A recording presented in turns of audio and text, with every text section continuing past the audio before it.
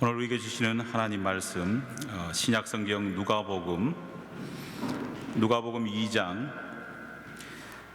36절로 38절까지 말씀입니다. 제가 가진 성경책 신약성경 90면에 기록되어 있습니다. 누가복음 2장 36절로 38절까지 말씀, 신약성경 90면입니다. 주신 하나님 말씀을 봉독하여 올리겠습니다. 또 아셀 지파 바누엘의 딸 안나라 하는 선지자가 있어 나이가 매우 많았더라. 그가 결혼한 후 7해 동안 남편과 함께 살다가 과부가 되고 84세가 되었더라. 이 사람이 성전을 떠나지 아니하고 주야로 금식하며 기도함으로 섬기더니 마침 이때에 나와서 하나님께 감사하고 예루살렘의 속량을 바라는 모든 사람에게 그에 대하여 말하니라. 아멘. 할렐루야. 대강절기 마지막 4번째 주일이 밝았습니다. 여러분 가운데에 하나님께서 주시는 하늘에는 영광이요 땅에는 기뻐하심을 입은 자들 중에 그 평화가 여러분과 여러분 가정 가운데에 충만히 임하기를 간절히 축원합니다.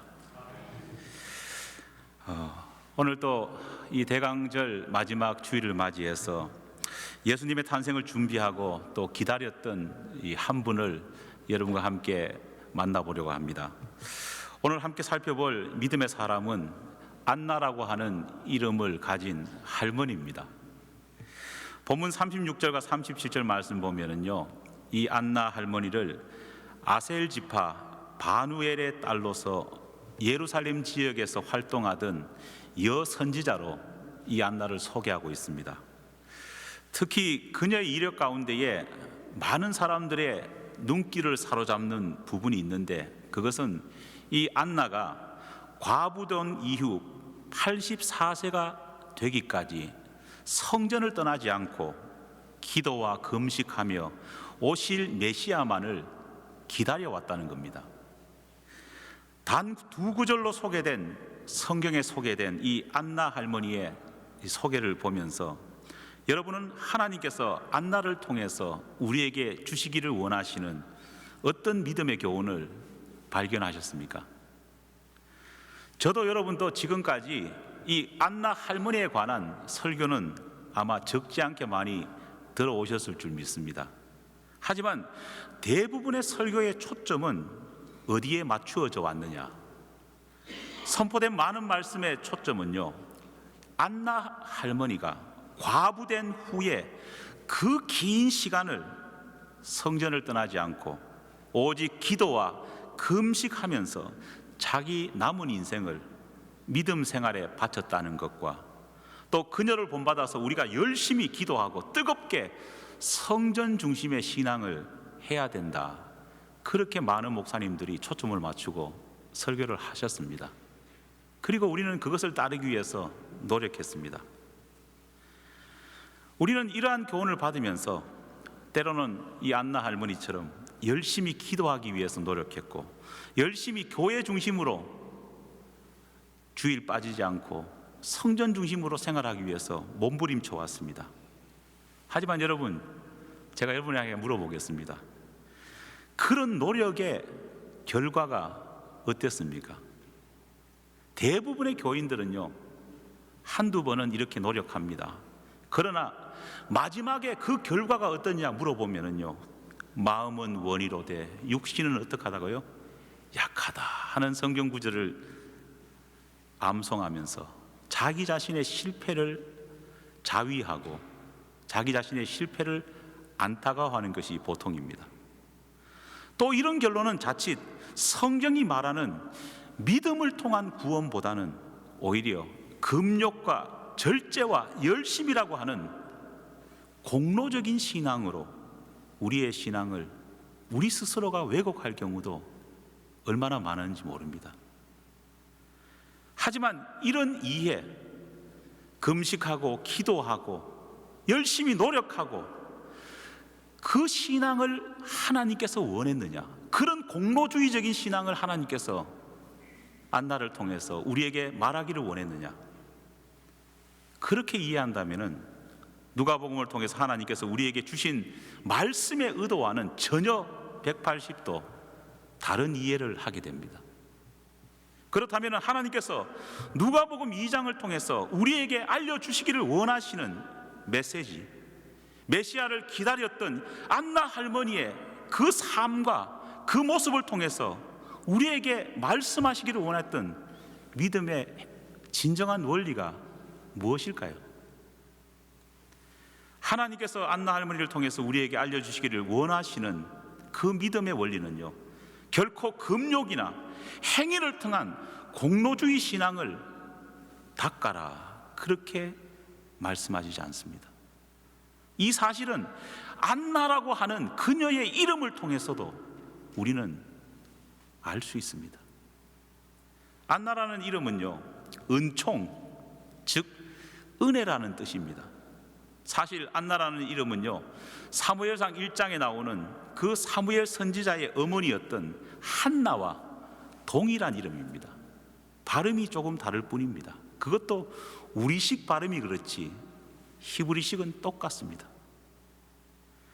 몇 번 제가 말씀드렸던 것처럼요, 구약시대 때 사람들은요, 특히 유대인들은 자녀의 이름을 함부로 짓지 않았습니다.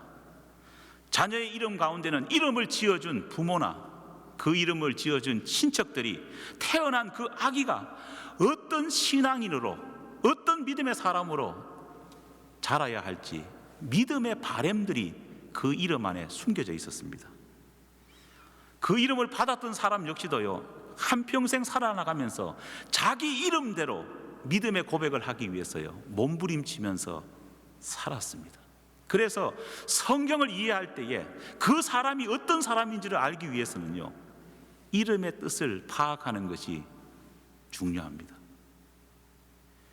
그러나 한나, 즉 안나 할머니의 삶을, 그의 이름은 은혜고 그의 이름은 은총인데 다른 방향으로 행위와 공로로 그를 평가하고 그의 열심을 판단한다면요, 그것은 완전히 잘못 이해한 것이겠죠. 안나 할머니가 남긴 믿음의 유산을 찾기 위해서는요, 우리는 본문 36절 후반부를 자꾸 중심에서 볼 것이 아니라 전반부를 주목해야 합니다. 제가 36절 전반부를 한번 읽어보겠습니다. 또 아셀 지파 바누엘의 딸 안나라 하는 선지자가 있어. 할렐루야. 본문에서 하나님께서는 누가를 통해서 이 안나 할머니를 소개하면서요, 누가복음 전체나 또 이후 누가가 썼던 그 사도행전에서는 좀처럼 찾아보기 힘든 아주 특별한 형식으로 이 안나 할머니를 소개합니다. 여러분, 그 차이가 뭔지를 발견하셨습니까? 대부분 성경을 보면은요, 특별히 신약 성경을 보면은 누구누구의 아들, 누구누구, 사람 이름 앞에 그의 아버지의 이름을 보통 씁니다. 그렇지 않습니까? 그런데 특이하게도 이 안나 할머니를 설명할 때는 아버지의 이름도 기록하고 있지만 그보다 앞서서 무엇을 기록하고 있습니까? 그녀가 속한 지파를 소개하고 있다는 겁니다. 이런 형식은 성경에서, 특별히 신약 성경에도 찾아보기 힘든 그런 형식의 설명입니다. 아셀 지파 바누엘의 딸 안나. 왜 하나님께서는 안나 할머니를 설명하면서 그녀가 구태여 아셀 지파라고 하는 이 말을 집어넣고 강조하신 걸까요? 우리가 잘 아는 대로 이스라엘은 원래 12지파로 이루어진 지파 공동체였습니다. 하나님께서는 아브라함의 손자 야곱의 아들들을 통해서 하나님의 백성인 이스라엘을 구성하는 12지파를 대표해서 이루기로 작정하셨습니다. 그리고 이 지파, 만들어진 이 지파는요, 출애굽 이후에도 광야 생활할 때도, 그리고 이후에 벌어진 가나안 정복 전쟁에서도, 약속의 땅 가나안을 분배할 때도, 심지어는 다윗과 솔로몬 시대의 통일 왕국의 그 찬란한 역사 가운데서도 지파는요, 이스라엘을 이루는데 중요한 역할을 담당했습니다. 심지어는 왕국이 분열된 이후에도 지파는 여전히 나름 존속되고 있었습니다. 하지만 안타깝게도 북이스라엘과 남유다가 아수르와 바벨론에게 멸망당하자 12지파는요 순식간에 와해되고 사라지고 말았습니다. 포로 귀환 이후에 부분적으로 지파에 대한 구분을 약간은 회복되는 것을 볼 수 있지만은요, 그러나 모든 지파가 회복된 것이 아니었습니다. 단 레위 지파라고 하는 특수한 지파의 경우에만 본격적인 회복이 있었을 뿐입니다.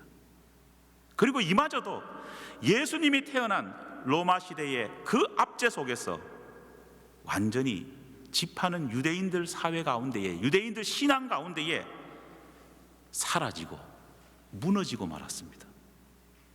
누구누구의 아들인지는 명확히 알고 관심을 가졌지만은 내가 어느 지파에 속했는지 관심을 가지거나 분명히 아는 자손들이 점점 사라지기 시작했던 겁니다. 그런 상황에서 안나는 자신을 당당히 나는 아셀 지파입니다 고백하고 있다는 겁니다. 안나는 더 이상 남들이 소중하게 여기지 않던 사라진 지파, 그 지파에 대해서 남다른 자부심과 자신의 뿌리에 대한 자긍심을 가지고 있었다는 것을 말씀을 통해서 우리는 알 수 있습니다. 우리가 기억해야 할 것은 안나가 가진 이 지파에 대한 자부심을 오늘 어떻게 믿음과 연결할 수 있느냐는 겁니다. 여러분, 비슷한 말이지만은요, 한 끗 차이로 완전하게 의미가 달라지는 한국말들이 많습니다. 그렇지 않습니까? 대표적인 말 한가운데에 오늘 우리가 집중해서 볼 것은요, 여러분, 자존심이라고 하는 말이 있습니다. 그 뜻 다 아시죠? 그리고 비슷하지만 한 끗 차이인 자존감이라고 하는 말이 있습니다. 사랑하는 여러분, 이 두 단어의 뜻을 명확하게 압니까? 자존심, 자존감. 자존심과 자존감은 말 그대로 한 끗 차이입니다. 하지만 그 의미는 하늘과 땅 차이만큼 완전히 다릅니다. 자존심은 어떻습니까? 나로부터 시작됩니다. 그리고 대부분의 자존심은 부정적인 것으로 우리 신앙인들이 버려야 할 것입니다. 우리 신앙인에 있어서는요, 자존심이라는 것은 많은 경우 신앙의 걸림돌이 될 뿐입니다. 하지만 자존감은 어떻습니까? 전혀 다릅니다. 자존감은 바른 신앙인이라면 반드시 회복하고 든든히 붙잡아야 될 긍정적인 요소입니다. 자존심이 신앙의 걸림돌인 반면에 자존감은 오히려 신앙의 디딤돌이 된다는 것을 우리는 알고 있습니다. 오늘 현대인들이 수많은 정신적인 문제로 사회적인 문제를 일으키는 이유가 뭡니까? 심리학자들은 말합니다. 자존심은 강한데 뭐가 없다고요? 자기 자신이나 자기 가족에 대한 자존감이 낮은 데서 문제는 시작된다고 말하고 있습니다. 자존감은 자기 자신에 대한 정신적 이미지로 나의 과거, 나의 현재, 그리고 앞으로 내가 살아나가야 될 미래를 포함한 자기 자신에 대한 믿음과 신뢰가 바로 자존감입니다. 안타깝게도 오늘 많은 크리스찬들의 신앙 가운데에, 신앙인들 가운데에 굳건한 자존감을 가지지 못한 사람들이 얼마나 많은지 모릅니다. 신앙에도 믿음의 자존감이 필요합니다. 그렇지 않습니까? 하나님의 내가 자녀가 되었다. 내가 하나님의 자녀요, 구원받은 천국 백성으로 믿지 않는 영혼들과는 나는 분명히 구별되고 내가 이 받은 축복이 얼마나 크다는 굳건한 자부심, 긍지가 없다면요, 그 사람은 믿음을 가진 사람일 수가 없다는 겁니다. 자긍심은 사라지는데 자존심만 늘어나는 사람들만 넘쳐나기 때문에 기독교인들은 자기 자신이 받은 구원이나 자기 자신이 가진 믿음의 위치를 기뻐하거나 자랑할 수 없는 것입니다. 여러분, 자존감은 우리가 흔히 쓰는 믿음이라는 이 단어의 또 다른 표현입니다. 우리가 믿는 하나님, 우리의 구원자이신 예수 그리스도를 향한 자부심, 자긍심, 내가 믿음의 사람이라고 하는 자존감이 바로 우리의 믿음의 든든한 파운데이션, 기초가 된다는 겁니다.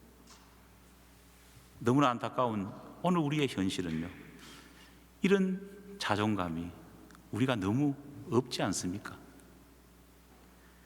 우리의 영적 자존감은 십자가에서 피 흘려 주신 예수 그리스도의 그 사랑과 구원의 약속이 얼마나 크고 얼마나 그 은혜가 우리 가운데에 넘쳐나는지를 아는 사람만이 느낄 수 있습니다. 바로 이 영적인 자존감을 가진 사람이야야 자기 자신이 가진 자존심을 버리고 그 자존심을 십자가에 못 박고 하나님이 주시는 세상이 줄 수 없는 그 영광을 향한 진정한 그 상급을 바라볼 수 있는 것 아닙니까? 안나 할머니는 자신이 아셀 지파 자손이라고 하는 당당한 자부심을 가지고 있었습니다.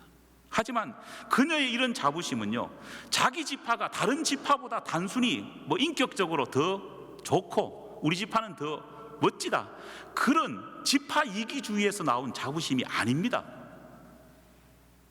그녀가 가진 아셀 지파 자손이라고 하는 자부심은요, 그녀의 조상 아셀과 그녀의 선배들, 선조들이 이 아셀 지파가 하나님으로부터 받았던 언약, 약속에 대한 그 자부심에 근거되어 있었다는 겁니다.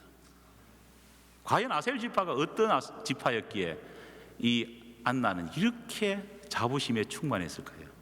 창세기 49장 20절에 보면은요, 죽음을 목전에 둔 야곱이 하나님의 택하신 족속으로 이제 하나님의 든든한 믿음의 나라가 되어야 될 이스라엘을 이룰 12지파의 구성원이 될 시조가 될 그들의 아들들을 축복하는 장면이 기록되어 있습니다. 그때 야곱은 하나님의 명을 받아서 아들 아셀에게 이런 축복을 내립니다. 창세기 49장 20절 제가 읽어보겠습니다. 아셀에게는 나는 먹을 것은 기름진 것이라 그가 왕의 수라상을 차리리로다. 뭐라고요? 왕의 수라상을 차리리로다 예언했습니다. 당시 하나님의 명을 받아 축복을 내린 야곱도 아버지의 축복을 받은 아셀도 이게 무슨 의미인지를 정확하게 몰랐을 겁니다. 하지만 하나님께서 아셀 지파에게 주신 이 축복의 의미, 이 언약의 의미를 명확하게 깨달았던 사람이 있었습니다. 그 사람이 바로 누구냐? 아셀 지파의 후손으로 예루살렘을 중심으로 해서 여선지자로 살았던, 영이 깨어있던 안나는 자기 조상들에게 했던 약속을, 언약을 깨달았습니다. 안나는 그녀의 조상이 받은 이 예언, 언젠가는 왕의 수라상, 왕의 잔치상을 준비할, 예비할 지파가 다른 지파가 아니라 바로 우리 아셀 지파라는 사실을 믿었습니다. 그리고 이 믿음이 성취될 것이라는 것을 깨달았습니다. 그녀는 자신이 속한 아셀 지파가 비록 약한 지파지만은, 언제가 알 수 없지만은 분명히 메시아가 오실 때에 그 왕으로 오실 메시아의 수라상을 차릴, 영광을 누릴 지파라는 사실을 믿어 의심치 않았습니다. 바로 이 믿음이 수천 년 전 사라져버린 지파에 대한 자부심으로 남아있을 수 있었고, 그녀 스스로도 과부된 이후에 수십 년 동안 성전에 머물면서 오실 왕 메시아의 잔치상을 준비하는 그 긴 세월을 견디고 기다릴 수 있는 원동력이 된 겁니다. 믿습니까? 신명기 33장 25절에 보면은요, 아셀 지파를 향한 또 다른 하나님의 약속이 나옵니다. 신명기 33장 25절 말씀입니다.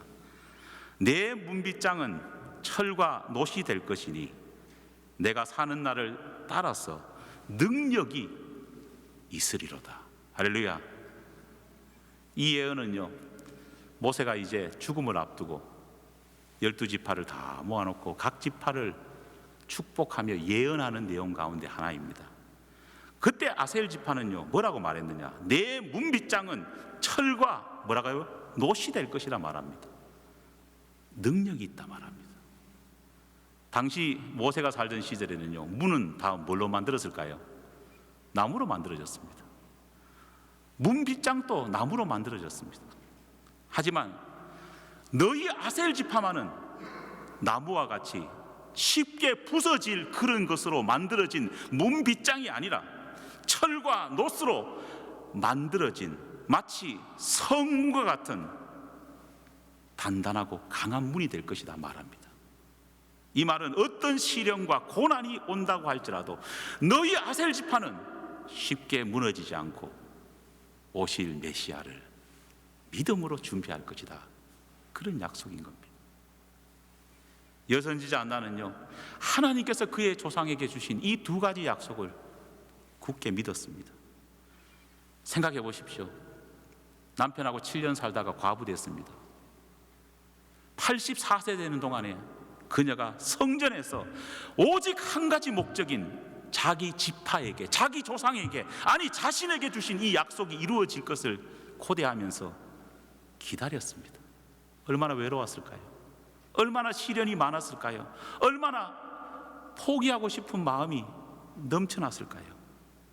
하지만은 그녀는 약속을 믿었기 때문에 철문처럼 논문처럼 흔들리지 않고 메시아의 대망을 기다릴 수 있었던 겁니다.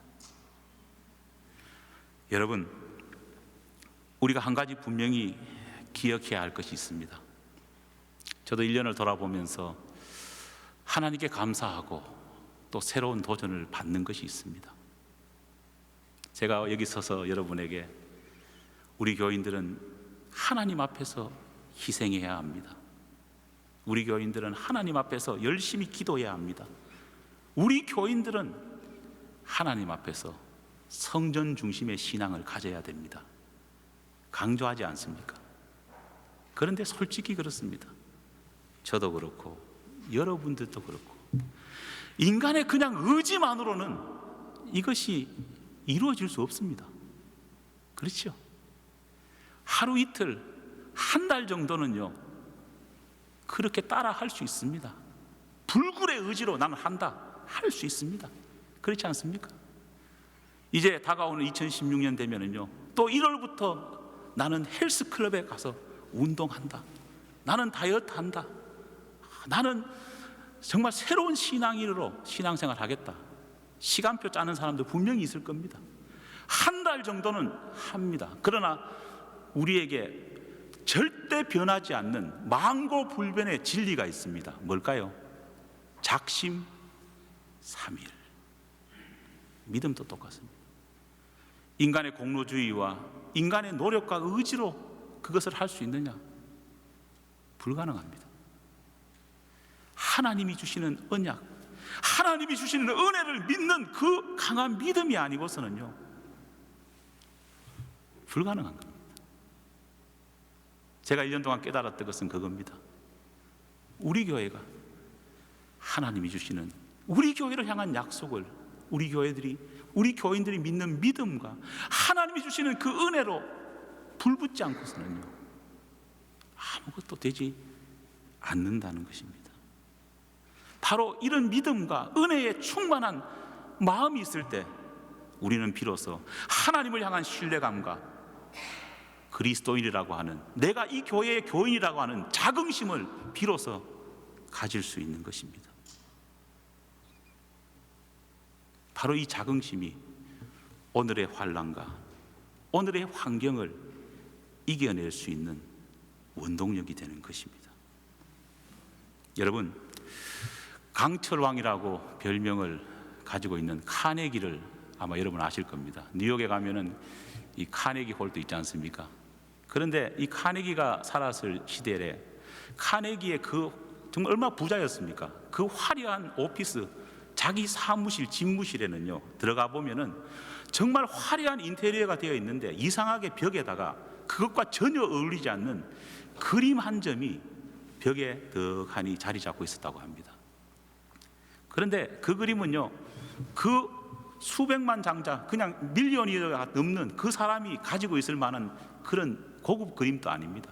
화가가 뛰어난 사람도 아닙니다. 화풍이 대단한 것도 아닙니다. 초라합니다. 어떤 그림이냐? 해변 모래사장에 물이 다 빠져나간 다음에 큼직한 배가요, 백사장에 곤두박질해가 처박혀가 있습니다. 돛대는 부러지고 노는요 다 망가져 있습니다. 이런 어떻게 보면 황량한 그림입니다. 그런데 카네기가 그 그림을 좋아한 이유가 하나 있었다고 합니다. 왜냐? 그 그림 밑에 그림을 그렸던 화가가 이런 말을 적어놨다고 합니다. 어떤 말이냐? 반드시 밀물은 다시 온다. 반드시 밀물은 다시 온다는 겁니다. 카네기는 이 그림을 보면서 여러 가지 어려움이 있을 때에 마음을 다잡았다고 합니다. 인생에는요 썰물이 있을 수 있습니다. 어찌 그리 내가 가진 모든 것, 내가 가진 모든 환경, 내가 가진 모든 믿음이 썰물 쓸려나가듯이 다 쓸려나가는 그런 위기의 때가 있습니다. 내 힘으로 배가 자기 힘으로 바다로 나가지 못할 만큼 모래사장에 처박혀 있는 것처럼 내 힘으로 못할 그런 상황도 있습니다. 그러나 하나님의 약속을 믿는 백성이라면요 언젠가는 뭐가 온다고요? 밀물이 다시 밀려와서 나를 망망대해의 은혜의 바다로 이끌어 갈 것을 믿는다는 겁니다. 사랑하는 여러분, 하나님을 의지하십시다. 주님의 약속을 향한 신뢰와 자긍심을 우리 모두가 가졌으면 좋겠습니다. 하나님의 언약 변함이 없습니다. 안나는 아셀 지파로서의 자부심을 평생 가지고 있었고 그것으로 믿음의 견딤을 이루었던 것처럼 우리는 누구라고요? 하나님의 자녀예요. 우리는 좋은 이웃교회라고 하는 우리 교회를 위해서 주신 하나님의 언약을 이룰 언약의 백성입니다. 이 시간 우리 함께 다 같이 한번 기도했으면 좋겠습니다. 오늘 한 가지만 한번 놓고 기도했으면 좋겠습니다. 하나님, 정말 믿음 생활 오래 했지만은 내가 하나님의 자녀로서 하나님의 백성으로서 자긍심과 자존감이 충만한지 이 시간 한번 돌아왔으면 좋겠습니다. 오랜 시간 신앙생활을 했지만은 예수 그리스도 우리 하나님을 향한 자긍심, 신뢰감은 하나도 없고 내 형편과 처지와 모든 것만 생각하는 자존심만 늘어났던 우리 자신은 아닌지 이 시간 함께 회개하며 돌아봤으면 좋겠습니다. 믿음은 하나님을 향한 신뢰요, 하나님을 향한 자긍심이요, 언약을 향한 자존감임을 우리가 기억해야 될 줄 믿습니다. 작은 교회, 힘든 교회 우리가 다니고 있지만은 하나님이 우리 교회 가운데에 또 나 자신을 통해서 주신 언약을 제대로 깨닫는다면은 우리는 누구와도 비교할 수 없는 자긍심과 믿음을 가질 수 있으리라 믿습니다. 이 시간 우리 한번 조용히 자기 자신을 돌아보며 하나님 앞에 의탁드리는 기도 드리겠습니다. 다 같이 기도하겠습니다. 하나님 감사합니다. 예수 그리스도를 통해서 십자가를 통해서 우리에게 하나님의 크신 은혜의 구원의 은총을 허락해 주심을 감사드립니다. 하나님께서 하나님의 자녀로 삼아 주시고 하나님께서 언약의 백성으로 우리를 삼아 주셨는데 우리는 그 하나님의 크신 은총과 은혜에 대한 자긍심과 자존감이 너무나도 없었던 삶을 살았던 것 같습니다. 하나님보다는 세상을 더 부러워하고 하나님의 약속보다는 환경에 더욱더 치중해서 흔들릴 때가 얼마나 많았습니까? 썰물처럼 우리의 인생이 어려워질 때면은 하나님의 은혜의 밀물이 다시 돌아오리라 절대 믿지 않고 낙심하며 타락했던 적이 얼마나 많았습니까? 오늘 아셀 지파의 딸 안나 할머니를 통해서 배웁니다. 주여, 우리의 인생 가운데에 믿음의 자긍심과 믿음의 자존감이 넘치며 하나님을 신뢰하고 언약을 바라봤다면 언젠가는 은혜의 밀물이 밀려와 우리 스스로를 변화시켜 주실 줄 믿습니다. 오늘 우리가 하고자 하는 모든 것들을 하지 못했던 이유도 바로 이 믿음의 원리를 깨닫지 못했기 때문임을 고백하오니 아버지, 우리를 지켜주시고 우리 교회를 지켜주시옵소서. 하나님 아버지, 감사합니다. 대강절 4주간의 삶을 지켜주심을 감사드립니다. 주님, 2000년 전에 오신 예수님, 그리고 다시 오실 재림의 예수님은 그냥 단순히 우리가 생각하는 허상이 아닙니다. 그분은 우리를 자녀 삼아 주시고 그분은 우리를 구원해 주신 구원자시며 우리는 그분과 함께 동행할 때에 말할 수 없는 놀라운 은혜의 가치를 이미 받은 존재임을 깨달을 수 있도록 도와주시옵소서. 자존감만 드러나고 자긍심과 영적인 진정한 믿음을 보이지 못하는 우리가 되지 않도록 도와주시옵소서. 주님을 신뢰하고 주님을 사랑할 수 있게 도와주시고 우리에게 각자 맡겨진 우리 교회를 주신 약속이 있다면 아무리 적은 공동체라고 할지라도 아무리 우리의 형편이 어렵다고 할지라도 안나 할머니처럼 믿음을 굳게 지켜나갈 근원이 되어 있다는 사실을 기억할 수 있도록 도와주시옵소서.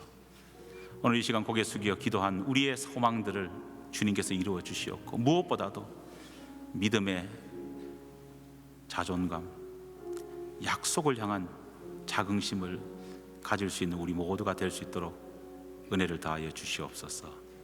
믿사오며 예수님 이름으로 기도드립니다. 아멘.